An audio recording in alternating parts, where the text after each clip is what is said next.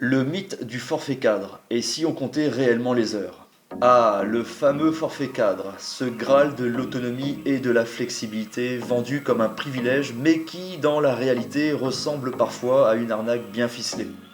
Prenons un instant pour faire un calcul simple.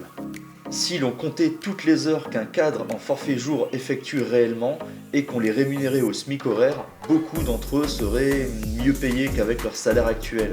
Oui, vous avez bien entendu. Pourquoi? Des journées à rallonge, réunions interminables, dossiers urgents à boucler, mails à traiter le soir. Les 35 heures? Une douce utopie pour beaucoup de cadres.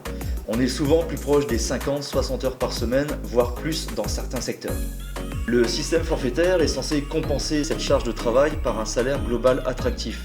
Mais soyons honnêtes, dans de nombreux cas, ce forfait est loin de refléter l'investissement réel. On vous dit que vous êtes libre d'organiser votre temps comme vous voulez. Mais en échange, la frontière entre vie pro et perso s'efface peu à peu. Résultat, vous travaillez souvent plus que ce que vous auriez imaginé. Un exemple concret. Prenons un cadre payé 3 000 € bruts par mois en forfait jour, soit environ 2 300 € net.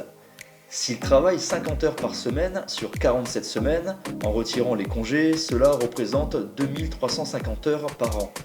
Au SMIC horaire brut actuel, 11,52 € en 2025, ces heures vaudraient environ 2 258 € net par mois.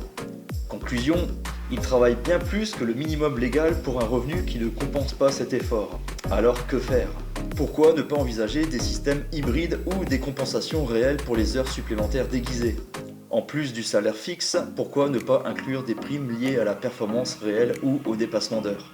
Le travail des cadres est essentiel, mais il mérite d'être reconnu à sa juste valeur. Et si on arrêtait de normaliser les semaines à rallonge sous prétexte que c'est ça être cadre?